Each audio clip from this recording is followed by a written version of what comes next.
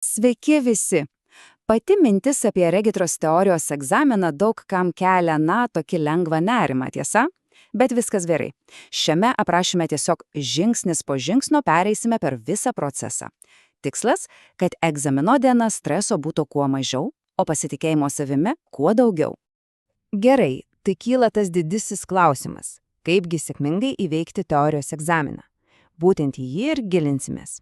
Pažiūrėsime į viską, pradedant registraciją internetu, baigiant taisyklėmis egzamino klasėje ir aišku, ką daryti su rezultatais. Tad pradedam. Pirmasis skyrius – registracija ir pasiruošimas. Viskas, žinoma, prasideda nuo paties pirmo žingsnio – registracijos. Pažiūrėkime, kaip tai padaryti greitai ir be jokio vargo.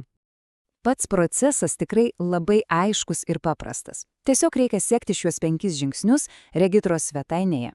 Pasirenkama kategorija, vieta, laikas, viskas patvirtinama. Ir štai, telieka sulaukti patvirtinimo žinutės. Viskas? Labai svarbus momentas – dokumentai. Būtina su savimi turėti asmens tapatybę patvirtinantį dokumentą ir pirmosios pagalbos pažymėjimą. O štai dėl medicininės pažamos yra puikių žinių. Registrą ją gauna automatiškai tiesiai iš e-sveikatos sistemos, tad jos neštis nereikia. Svarbiausia, aišku, iš anksto pasitikrinti, ar ji galiojanti. Antrasis skyrius – procedūros egzamino dieną.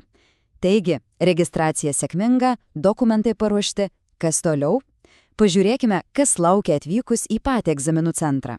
Štai patarimas, kuris yra, tiesiog aukso vertės. Atvykti anksčiau, bent 20 minučių. Tai leidžia išvengti to bereikalingo streso, to bėgimo ir tiesiog ramiai susiorientuoti, viską atlikti be jokios skubos. Atvykus į klientų aptarnavimo salėje, viskas vyksta labai organizuotai. Pirmiausia, paimamas eilės numerėlis. Tada belieka palaukti, kol jis užsidegs švieslentėje. Priėjus prie langelio pateikimi dokumentai ir susimokama, o po to visi asmeniniai daiktai, įskaitant telefoną, keliauja į spintelę. Su savimi egzamino klasę galima neštis tik asmens tapatybės dokumentą. Trečiasis skyrius – egzamino taisyklės ir eiga. Viskas, pasiruošimas baigtas. Dabar pats laikas aptarti, kas vyksta pačioje egzamino klasėje, kokias ten taisyklės ir kokia testo struktūra. Šitos taisyklės yra labai griežtos. Jokių telefonų, jokių pašalinių pokalbių, jokių lauko drabužių ar kepurių.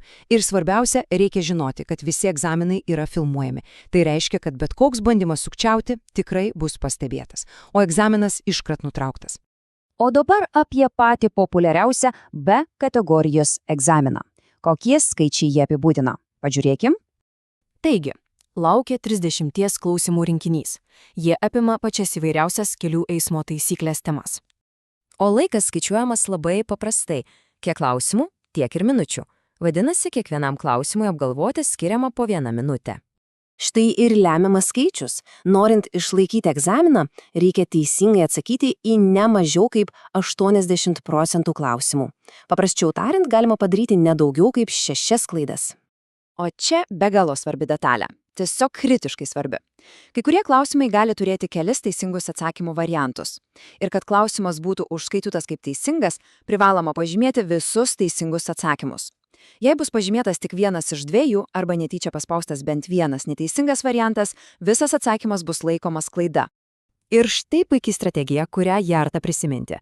Jei dėl klausimo kyla abejonių, geriau jį praleisti ir judėti toliau. Prie praleistų klausimų visada galima grįžti vėliau per likusį egzamino laiką. Tai padeda daug efektyviau išnaudoti tas 30 minučių. Ketvirtas skyrius. Rezultatai ir kas toliau. Laikas baigėsi, atsakymai pateikti.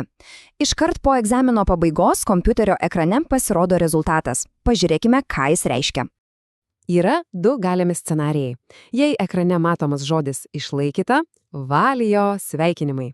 Rezultatas galioja 1 metus, per kurios reikia spėti išlaikyti ir praktikos egzaminą. Na, o jei pasirodo neišlaikyta, tikrai nereikia nusiminti. Tai tikrai ne pasaulio pabaiga. Egzaminą galima perlaikyti jau po 7 dienų.